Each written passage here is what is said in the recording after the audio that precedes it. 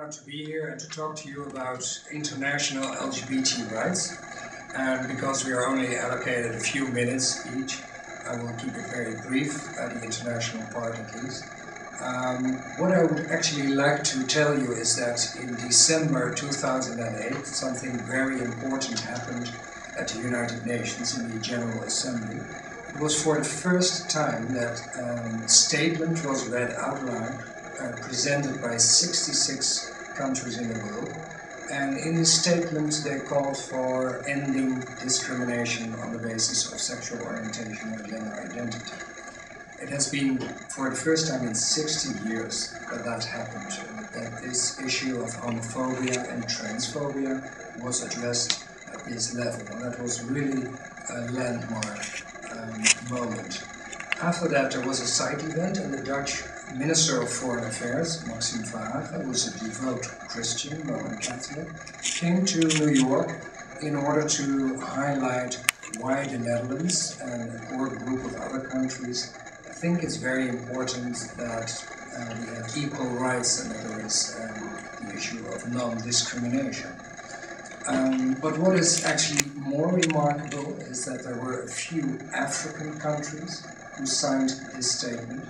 And as you know, in most African countries, homosexual conduct is still criminalized. So it was very important that they took the lead and signed this joint statement.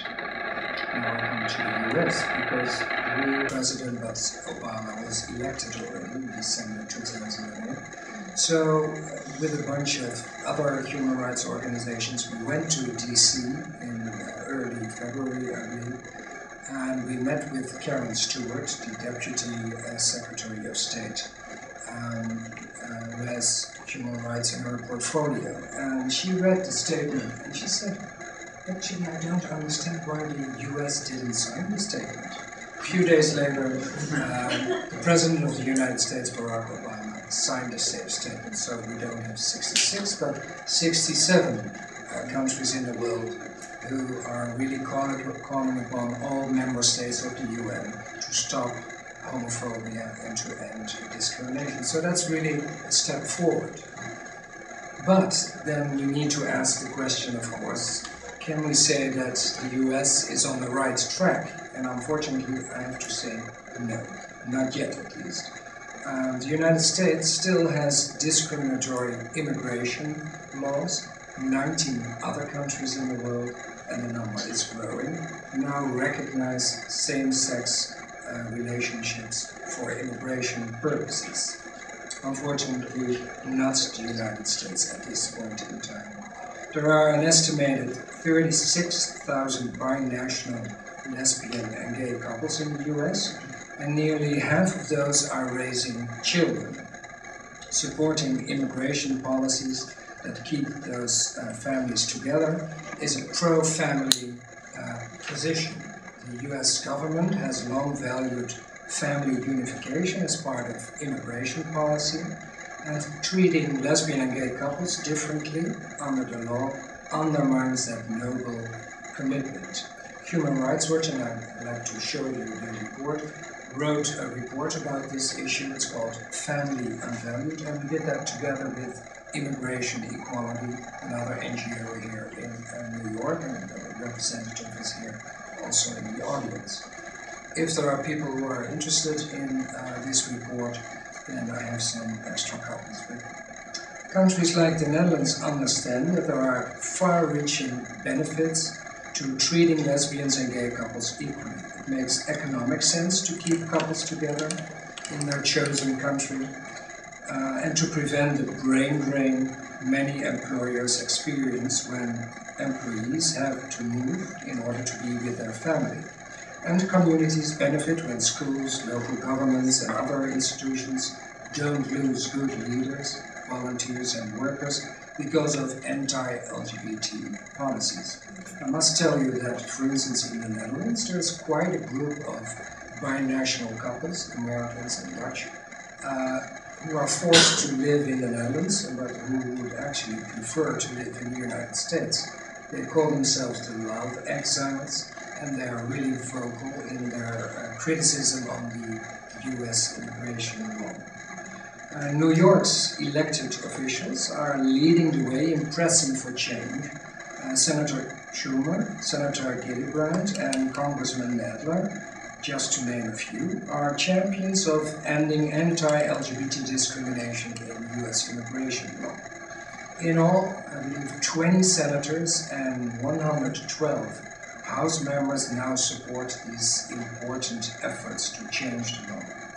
As Congress begins to consider comprehensive immigration reform, the United States has a unique opportunity to resolve this issue as part of a broad reform package that benefits everyone by including the Uniting American Families Act, which would end discrimination against binational, lesbian, and gay families. In broad, comprehensive reform, we can ensure that this much-needed legislative package fixes our broken immigration system for everyone. No reform is truly comprehensive unless it includes our families too, the LGBT families. I'd like to end with a quote from Harvey Milk. There are always steps forward and steps back, but we can't be discouraged. And I must say, I completely agree with that. I'm an optimistic myself, and I believe that we have years ahead of us where lesbians, gays, bisexuals, and transgender people can see a brighter future here in the US, but also outside the US. Thank you for your attention. I would like now to introduce my neighbor, Mr. Ron Zacchi. And Ron Zacchi is the Executive Director of Marriage Equality in New York.